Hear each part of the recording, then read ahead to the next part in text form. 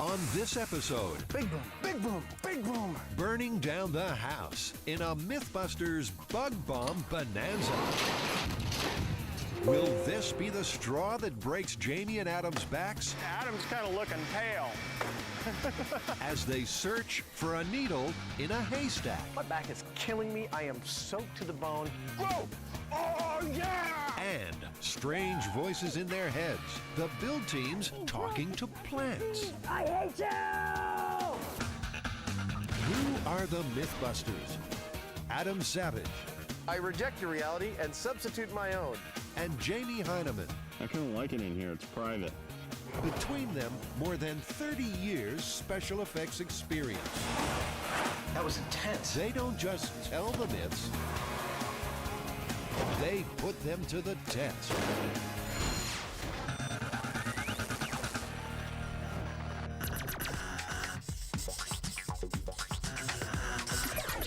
Bug bomb. This one's going to help us fill out our explosion quota for the series, huh? The story is that a family in a 500 square foot house had a bug problem and decided to take care of it with those aerosol bug bombs. Unfortunately, they used 10 or 11 bug bombs. Each one could handle a 700 square foot house. So they went down the street to wait out the bug killing that they were doing, and they heard a boom, and they came back to find their entire house had been blown to smithereens by the bug bombs igniting and setting fire to the house. This story is either the ultimate roach's revenge or a Mythbusters flight of fancy. Very small house, enough foggers to fumigate a barn, a spark, and it seems bug bombs could be very well named indeed. They'll get things started by cutting this myth down to size. We've set up this little plastic house as a miniature experiment to test the explosive qualities of bug bombs before we do it with the real house, a full-sized house. But what household appliance could spark an explosion? Adam is looking for a stove and a salesperson to baffle. Jorge is his man. Have you ever heard the myth of someone using too many of those bug foggers in their house, that put out the gas to kill bugs, and then their stove accidentally ignited it and blew the whole house up? Well, no, I never heard of that. Well, that's what we're going to do with your appliances. We're actually going to attempt to blow a house up. Okay. Appliances for blowing up houses. That would be aisle 4. This one has the electronic system. There's Okay. a spark here, and there's one in the oven. So I think this is your baby here. That's perfect. Jorge has the easiest sale he'll ever make and a very interesting story to tell the relevant authorities. Adam has his oven and some work to do. I've never taken apart a stove quite like this before. Love to do this.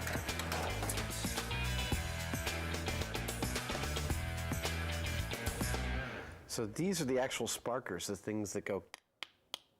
The myth doesn't specify a stove sparker ignited the fogger gas, so the guys will test several possible household culprits. This is our igniter panel, and I have 4 different types of ignition sources here.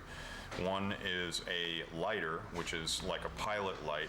We have a standard wall plug-in sort of a device. This over here is a standard thermostat for your house. This one potentially could have a tiny spark created every time you move the lever. And lastly, we have a stove igniter. This just creates a continuous little spark. All the igniters will be wired back to a single control box so they can be set off remotely. That's probably wise, given Adam is in charge of the electronics. Okay, you ready for a jolt? Yeah. Here we go. So here comes the faulty wiring. Uh-oh. That just, there's a short somewhere in the line because it just blew the thing. That would be bad. Let's see. Damn it. Why don't I make sure that everything else works? When in doubt, the Mythbusters rely on the never-fail combination of random tinkering, and dumb luck. All right, so I think my faulty wiring of the faulty wiring is no longer faulty, so that it's correctly faulty. Oh, let's see here.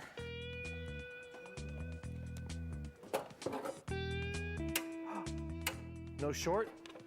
Let's test the circuit.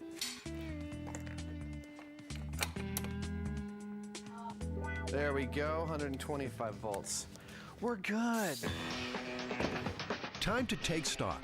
Model house, check. Potentially explosive bug bomb, check. Various open flames and electrical sparks, check. What could possibly go wrong? Highly flammable. Highly flammable. Turn off all ignition sources. Open flames, pilot lights, running electrical appliances, thermostats. Wow. This is a bug bomb. Yeah. Yet again, we're blowing things up in front of my shop. And not only that, but there are noxious chemicals involved, which will probably leave a residue over the whole block. And I guess it's okay. I'm getting used to it. So are the neighbors. There you go. Put it in. And so it's bombs away. A fogger is designed for an area 3,000 times bigger than this box. They have no idea if it's explosive or how big that explosion might be. Okay. Not getting anything from the stove igniter. That sound? That means it's working. Okay. All right, thermostat. Okay, thermostat's working. Switching. Nothing. What a shocker. Okay. Faulty wiring. Hey! Not only is the fogger spray explosive, but Adam's rig worked. Ready? It's a red letter day and worth an encore. Faulty wiring in 3, 2, 1.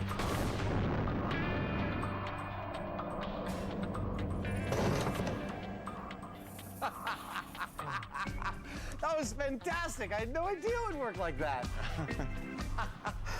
Oh, that was a rousing success. It turns out the propellant in many aerosols has a petroleum or propane base and burns in the right conditions. The Mythbusters Demolition Service is open for business. So do we get to go to full scale now? Now we go to full scale. We need to gather up our ignition sources, the appliance timer, the thermostat, the stove sparker, the open flame or pilot light, and then we need someone who's going to let us blow up their house.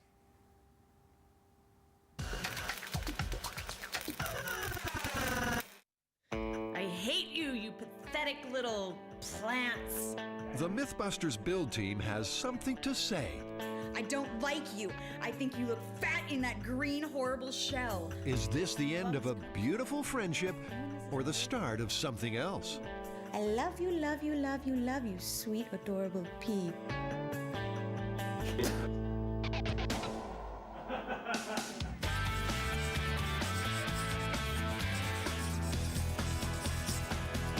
Okay, so what are we working on now? Our next myth is talking to plants. Now, there's a lot of people out there that think your plants will grow better if you talk to them. What if you hate plants and you're really mean to them? We can try that too. You know what I'd like to try is music. They say classical music makes your plants grow better, but we should mix it up. I'll get some heavy metal and classical and see which one works better. Sounds good to me. Sweet talking plants. Normally the domain of eccentric old ladies with lots of cats. But anything for science. So we're doing a little experiment. We're getting some plants and seeing if they respond well if we talk nice or we talk mean to them. You ever heard of anything like this working? I think it's an old wives' tale personally. So you don't talk to your plants then? I don't talk to my plants, no. So do you want to actually start from seed or little seedlings? We'd like to start from scratch. Okay. He might not believe the myth, but he's happy to sell them bush peas and plenty of other stuff besides. Do you have 70 of one kind of pot? I think talking to plants works. I mean, you know, I communicate with my plants in some way, I think, by thinking to them, and I have the best garden on the block. I think the idea of talking to your plants is some foolish, hippie, crystal gripping nonsense, and it absolutely has no effect on your plants. Armed with pots, fertilizer, and peas to feed an army, the build team moves to Phase 2. They're going to build 7 self-contained greenhouses. A control will have silence. One will have 24-hour heavy metal music, another classical. 2 will be fed sweet talk, and the last 2 will get abuse. They'll set up on Jamie's roof, which it turns out would be equally suited as a location for wind tunnel testing. It seems like we've made big giant box kites. These things are pretty flimsy and it's very windy up here. So we're gonna have to figure out a way to keep these from basically blowing away. Let go, see what happens. Yeah, good one, Tori. See what I'm talking about? Adam could use it as a giant parachute. You could have someone's eye out with that thing. Sorry. What they need is more weight and strength. Tori's solution? Plexiglass sides. Think these are gonna hold up? Once they're all together, I think they will, but that's going to be the challenge.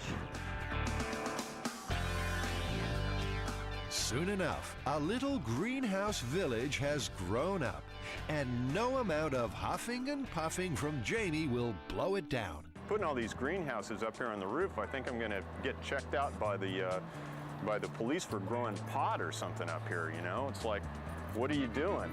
It looks kind of suspicious.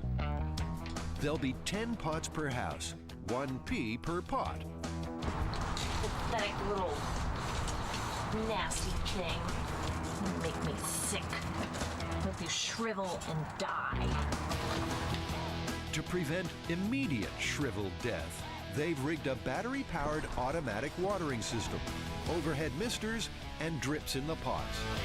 Every day at the same time, each pot gets the exact amount of water.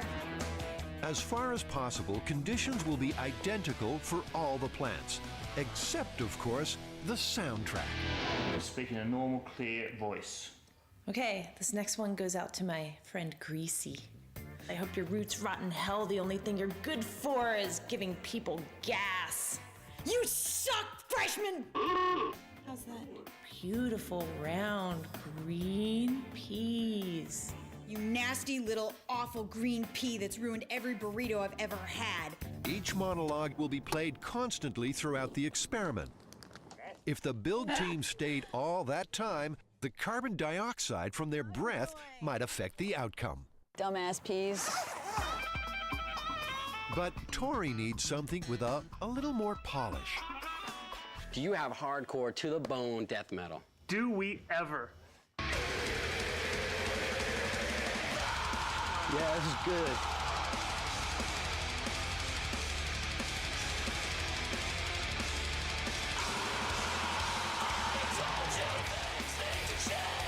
I think it's gonna work. Cool. Now the classical section. Not a big selection. Everything's ready. The greenhouses are built, the peas are in their pots and watered, the CDs are playing. God,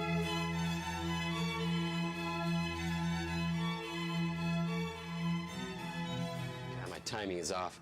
It's been a while since I've conducted. This myth now lies in nature's gentle hands.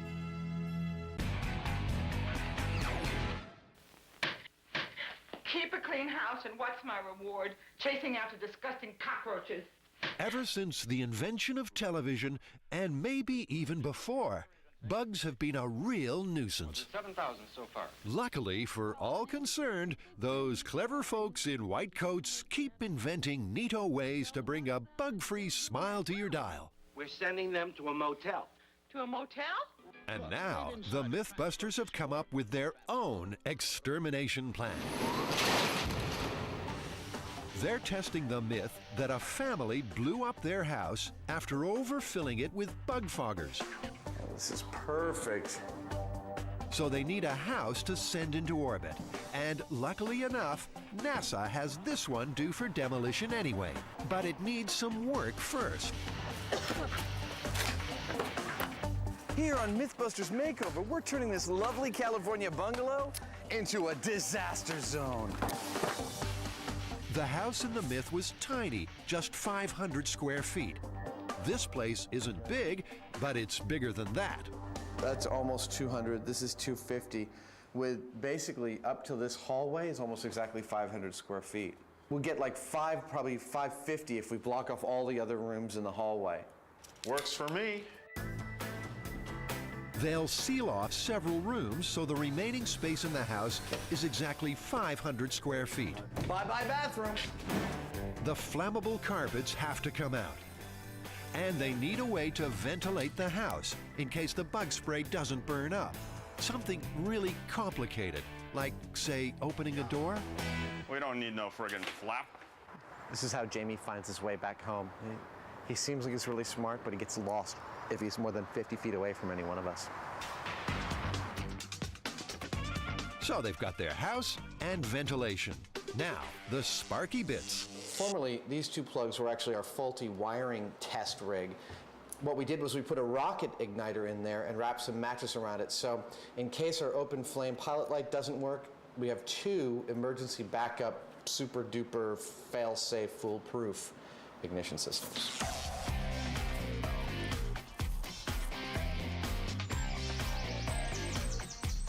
They figured 200 feet should be far enough away, so that's where they'll fire the igniters from. And now it's time to drop a bomb, or 12. Just fine.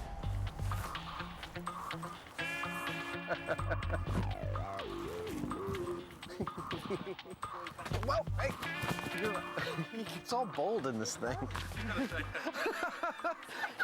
He becomes much more expressive. Now he's like, oh. Let's go do this. Okay. There's going to be two in the hallway here. The plan is to set off 12 bug bombs inside the house, the same as the myth, and more than 10 times the manufacturer's recommended amount. Then they'll fire up each of the ignition systems until they get a blast. I'd put our chances right around 90%. I mean, there's always something that can go wrong, but we've got fail-safe and foolproof ignition systems times 3 or 4. Plus, we've got, like, by my last count, like 7 or 8 fire departments helping us out. And yeah, I think we've done our homework. I've put us right around 90%. You ready? I'm ready. And you go.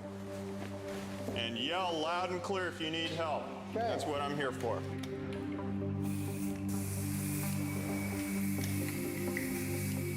I am done.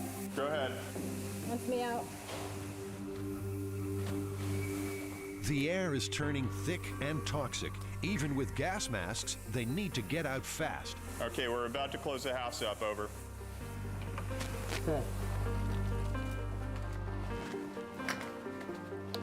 Okay, the house is closed up, we're moving away.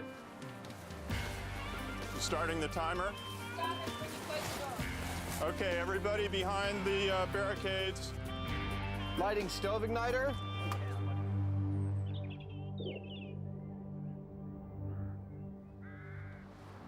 Nothing. Something's not right. Nothing. Hey, it would help if I was plugged in. Ignition's hot. Lighting stove igniter. Can you see it here? Yeah, it's lighting. No ignition. I mean, we got as much of a flame as we could get.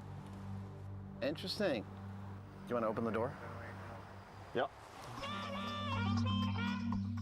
As the air clears, the Mythbusters are, well, mystified. After all, they've blown this stuff up just fine back in the workshop. Blowing up a house with bug bombs is maybe not quite as easy as we thought. So we're going to have to persuade it to blow up. To do that, they'll try a bigger, longer burning flame and more bug bombs. Far, far more than is recommended on the label. Far more than is safe or sane.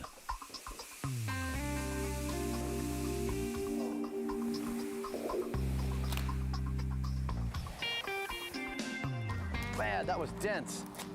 Ugh. As the house fills with fogger and the team takes its position behind the blast screen, it's worth taking a brief diversion to San Diego, California. It's the blast heard around the neighborhood. Roach bombs that did much more than just kill a few bugs. They knocked this home off its foundation. This house could have ignited the myth.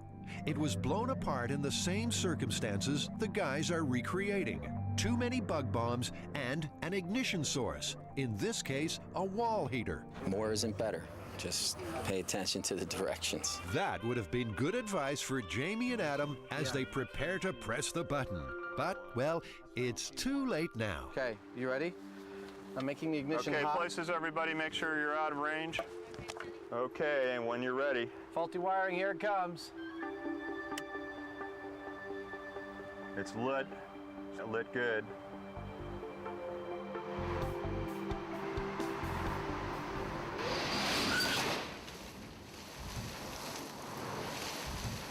It totally emptied the whole house out. We got something. The bug bomb myth is emphatically proved. It was foggy, and then all of a sudden it was very clear. Hey, the smoke detector works. Wow, look at that. Just popped the back door right off. All the air just came out like a whoosh. I wanted broken glass. Oh, we got a fire in here. We do. It's really smoky in there.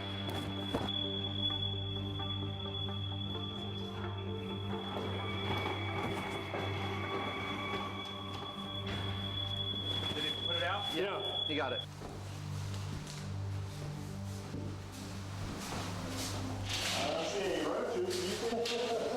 No roaches. Go figure. But you could never be too sure. Jamie and Adam have all these foggers left over. One more. This is Mythbusters after all.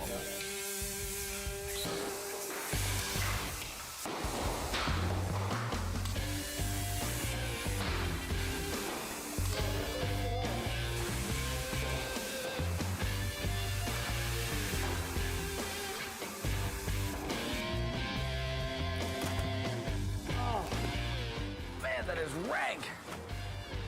Big boom, big boom, big boom. In 5, 4, 3, 2, 1.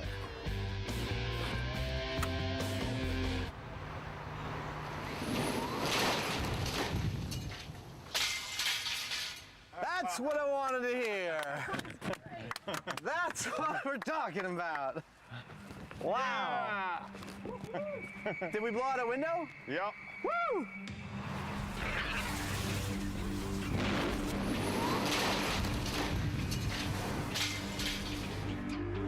Over at the Environmental Protection Agency, they could have saved the Mythbusters quite a bit of trouble.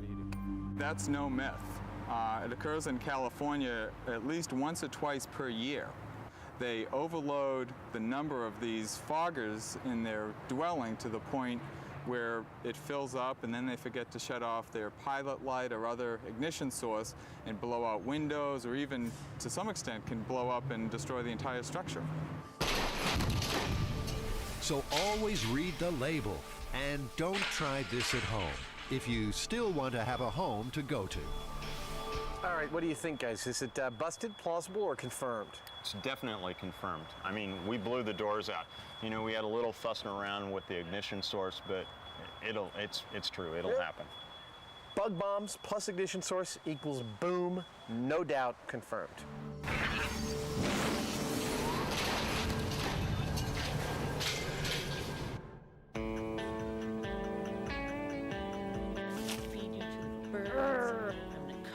Only reason I planted you guys was so I'd have someone to abuse on Mondays. Things are just peachy keen in greenhouse world. You suck! Horrible, ugly, little, gross, disgusting peas! I hate you! It's been a week since the peas were planted, and it's time for a head count. I have 5 sprouts in my nasty. Oh wait, 6. There's one there too. Okay, I'm gonna go check the nice and see how many I have over there. 5. Nice is the same amount as nasty. Peas are just busting out all over. Wow, 6 sprouts in the nice greenhouse. We started them a week ago. That's pretty good. See how the nasty one's doing. I'm gonna cover you in aphids. Not a whole lot going on in the House of Nasty. Only 3 sprouts. You're nasty. Maybe we're onto something here. 7 sprouts have risen to the sweet sounds of classical music. And over in the House of Rock, 1, 2, 3, 4, 5, 6, 7. 7. It's neck and neck between classical and metal. However, the metal seems to be popping up a little bit more. while the plants seem to be coping, the build team is shaping as a fine study in the effects of extreme audio. We've been up here for hours, and I just want to stab my eye out with a rusty spoon. Life is good. Sitting here, playing with my plants, listening to classical music. I mean, I am a blessed man. I think that you're very unpopular as far as vegetable goes. Answering this myth will take 60 days. It's sounding like a prison sentence.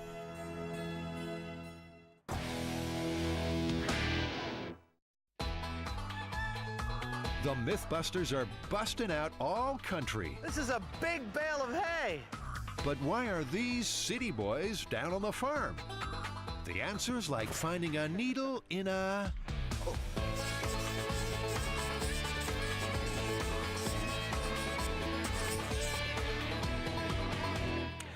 Jamie, I think it's time that we go for a new kind of myth, a new kind of experiment. I think we should start investigating old adages and homilies to see if they're in fact still relevant. Oh, you mean like the needle in the haystack? Exactly. Can we use modern technology to render that phrase meaningless? Well, that works for me. That means the first stop is a hay store. Otherwise known as a farm.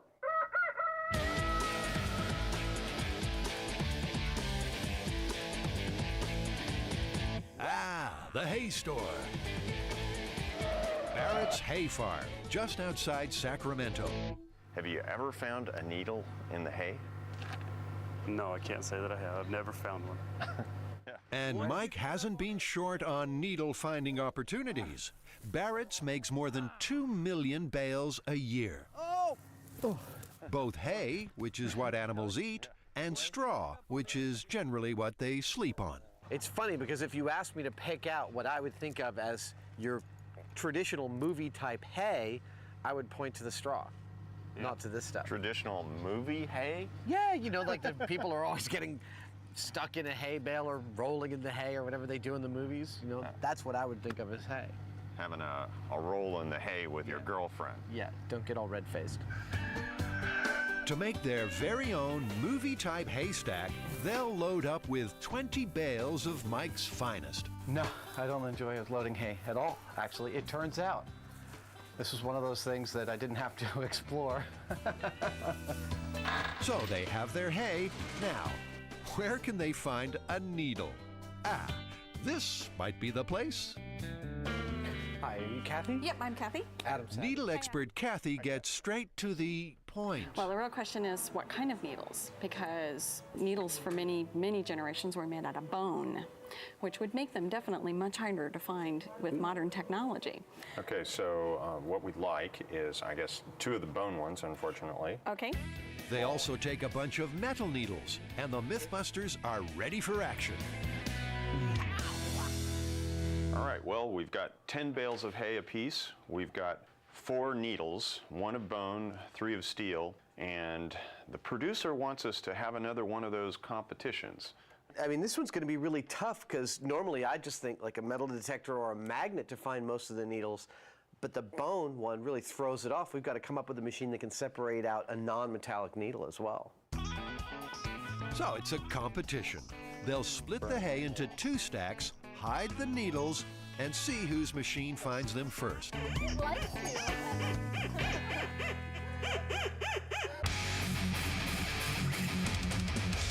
Love you.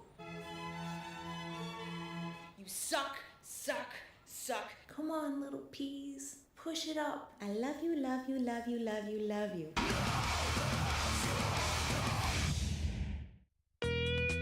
So, Christine, We're about to build a needle-finding device. Normally, Jamie keeps his design simple, but all that fresh air has gone to his head. We're going to take a leaf blower and we're going to suck hay up and out the other side into a long horizontal PVC. Is have that tube feed into a metal pipe, feed into a 55-gallon drum. A picture might help. Hay will be blown through a long rotating tube with slots cut in it for the needles to fall through and a magnet to catch them at the end if they make it that far. As a failsafe, the hay will then be channeled into a furnace and burnt, leaving only needles. This mechanical approach will work where no electronic means would possibly work. I mean, how could you possibly sort out a bone needle from the middle of a haystack?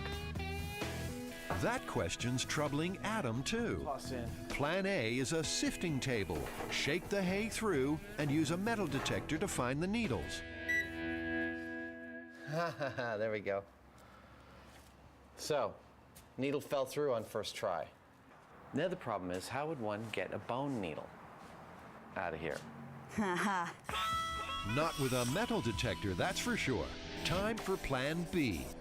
I'm going to build a new machine that will sift, instead of using like grating holes like this, but actually use water to separate, agitate the hay and separate out hopefully the needles, and then I pick them out of the bottom of a sluice.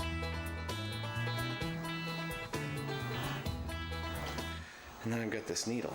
Water and gravity. Adam hopes he's onto a lethal needle-finding combination. So the hay floats quite nicely.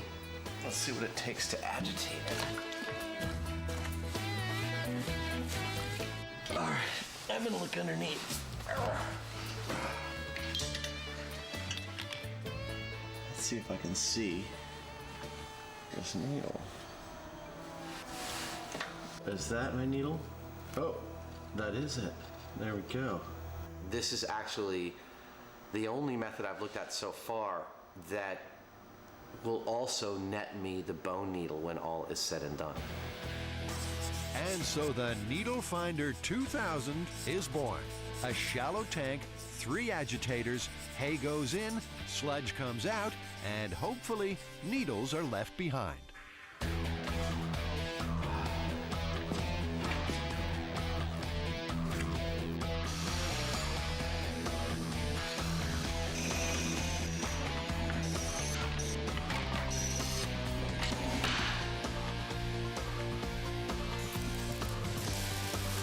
Once again, the Mythbusters' ingenuity is on the line.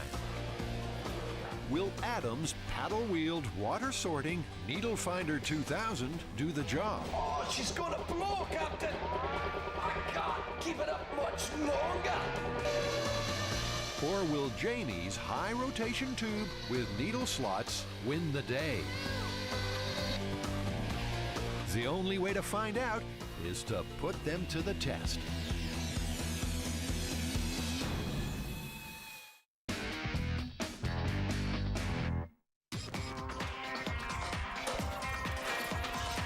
Our plant diary says it's been 27 days. Ooh, here we are, dead of summer. And we're like halfway there. Yeah. At Greenhouse Central, only the control house has had silence. For the rest, 4 weeks of constant rotation CDs and cajoling to test if plants grow better if they're talked to. Need to grow real big. We got the state fair coming up in about a month. You guys look like champs, all right? Yeah! Come on, baby! Yeah, go! Come on! Yeah! Go, go, go! Oh, yeah! That's gonna be good for them. That will, really inspire these guys to grow a little bit better. Oh my gosh. You guys are doing Strangely enough, halfway through the experiment, trends are emerging. My sweet words must have an enormous effect on my plants because these plants are growing much better than my nasty plants. This guy here is huge. He's got little arms reaching out, grabbing on. So far, talking nice is actually working, and I hate to say it, Scotty might be proving me wrong. Talking nicely to plants, making them grow better. Is Carrie losing her mind? Oh, look all your peas. Look at all the nice little peas growing in there. Oh, I love you, peas. I'm worried about all of us. They know how I feel. I think we need some psychological evaluation. I'm gonna rip you out of your pots and turn you into pulp on the ground. Got it? Clearly, they need some time off this rooftop. They'll leave the watering system to babysit their plants. They're doing pretty well. Plants are doing very well today, Tori. Hi, Tori. What plants do you think are doing better? How you guys? Well, I think the heavy metal plants are better because there's so much anger in this world. It really helps to listen to that kind of stuff and you can get it all out. It's okay. Oh, I can see what you mean. That classical music really kind of makes the hairs on my neck stand up. Let's get out of the sun.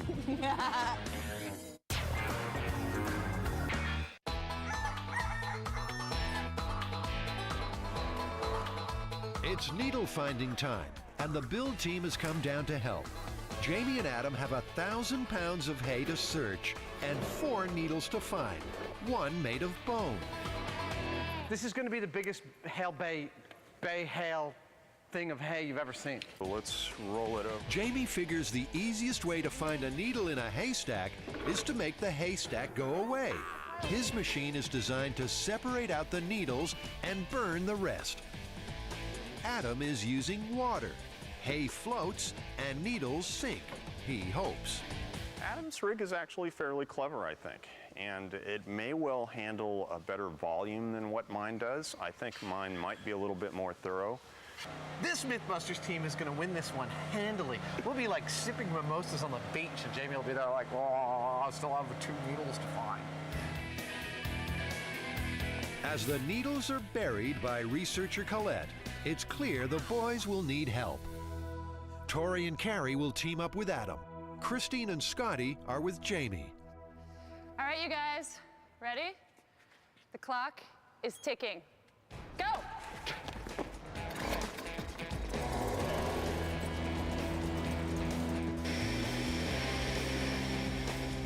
Adam's team feeds the hay along the water trough and out the other side, hoping the needles sink to the bottom on the way through. I'm not sure about this. Jamie's hay is blown down the twisting tube, allowing the needles to separate and fall out slots. At the far end, it's transferred to a furnace, which should burn everything but metal and bone. Have you seen his machine working? It's like Dante's Inferno over there. The fire department is on hand, just in case, which seems to be a good idea. All right, feed it. Go for it. Working great. Adam's going to have about like 50,000 pounds of wet hay to get rid of at the end of this story, and I'm not going to have anything. In fact, Adam might not have very much wet hay at all. He's running out of water.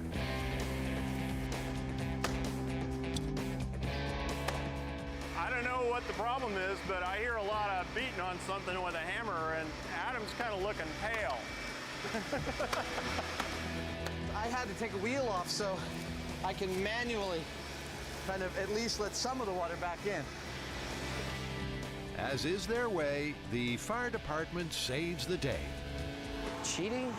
Would I consider this cheating? Absolutely not. And while Tori's coming to the rescue, he's also thought up a modification. This is adding some magnets to the front end of our feed trough. These are super, super strong neodymium magnets. And see if we can't pick the needle out at the very beginning. You just had your finger on it, right? Good idea. Jamie thought of it ages ago. That's the little one. Oh, man. They found one? It made it through the slots. You found one? Just one? Come on, let's keep going, let's keep going, we gotta go! I was starting to think that they didn't put needles in the stack and they were just trying to screw with us or something. Well, now you know. That little needle took more than 4 hours to find. Turns out, that's how long it takes to find a needle in a haystack. Hey,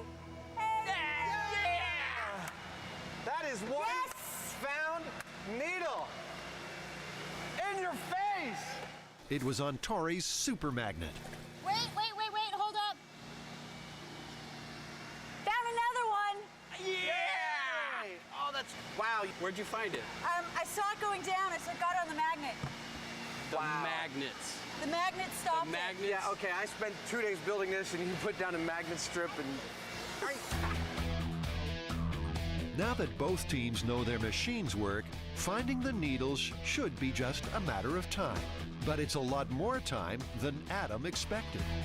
I can see the cut now. Oh, we'll be drinking mimosas in an hour or two. We'll be like sipping mimosas on the beach. Cut to 6 hours later. Adam's team is still going at it. 6 hours later, Adam's team is still going at it. They found 2 needles, They found 2 needles, but still have the smallest needle and the bone needle to go.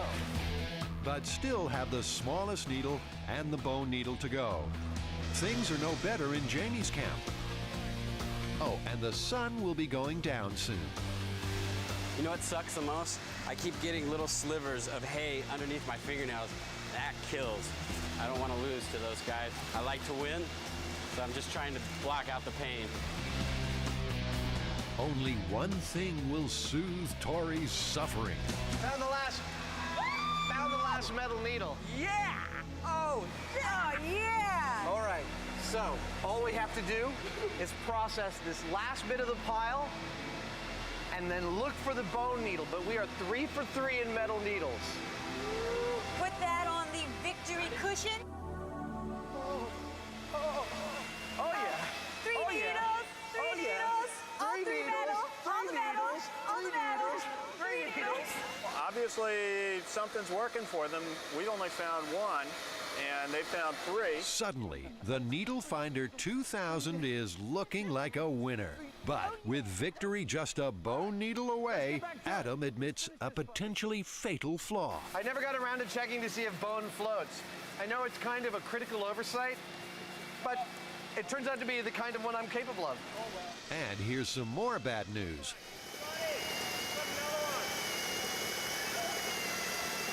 Oh, there you go. Jamie's catching up. That one was found the good old-fashioned honest way. It didn't even get to go through the machine. It was just sitting right there on the top of the pile. How many do they have? They have 2 needles. This race is going down to the wire. The light's almost gone, but Adam's finished the last of his haystack.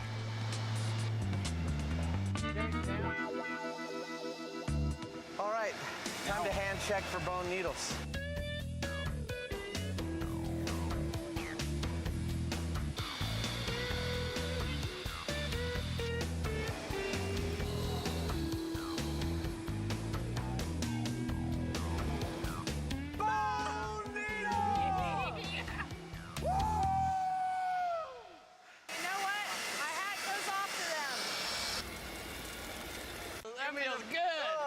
Some sugar. Oh, my hands are hurt. That is 1 bone needle. Oh. We have found all 4 needles. Stick it in there. Ladies and gentlemen, we have a winner. Good job. Nice work, Heine. Let's wrap up and go home. Adam beat us fair and square. It's about time he beat me in one of these contests, so I'm actually happy for him. I don't ever want to do that again. My back is killing me. I am soaked to the bone. I don't even want to think about the brown wash that comes off me in the shower tonight. It was a total nightmare to find a needle in a haystack.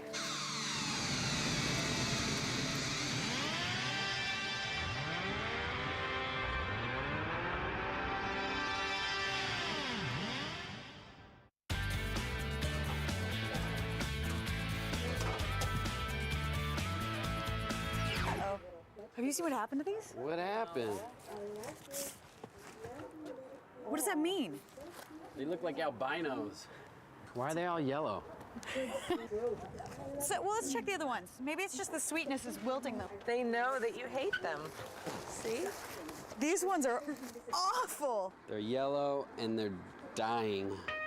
After nearly 2 months, the Talking to Plants experiment has a major problem.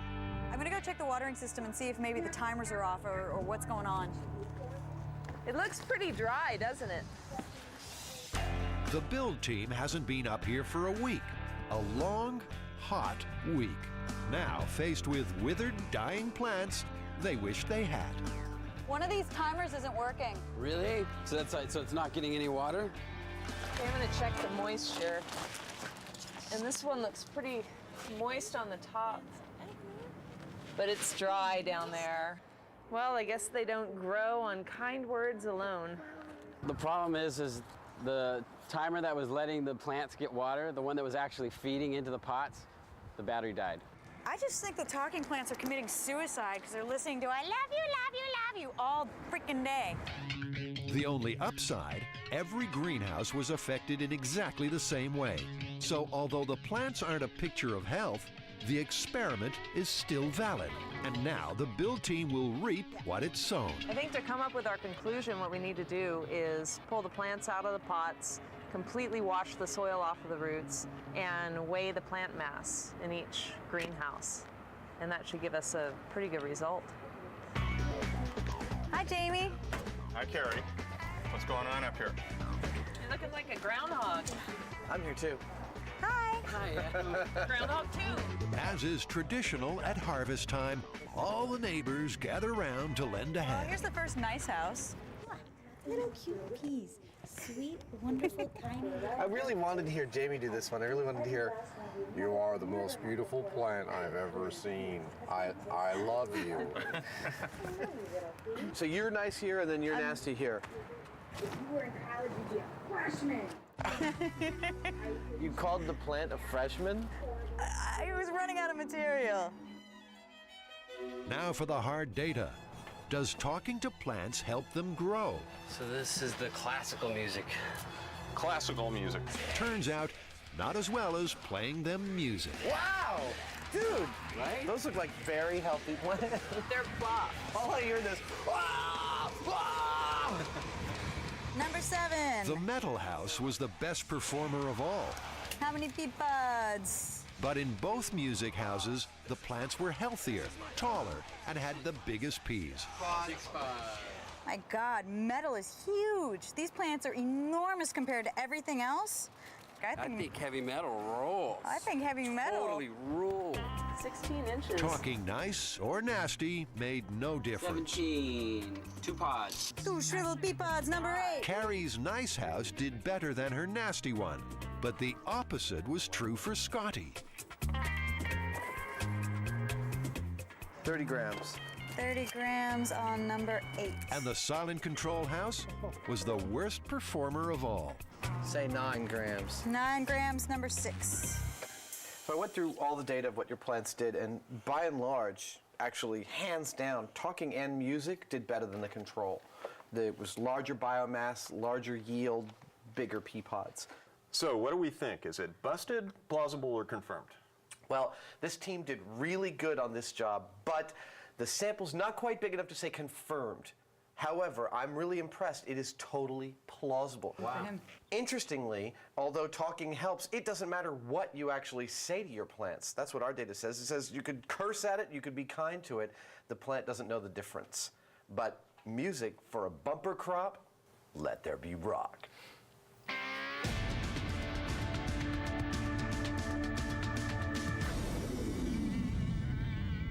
Tori and I are going to try a pair of the death metal peas here.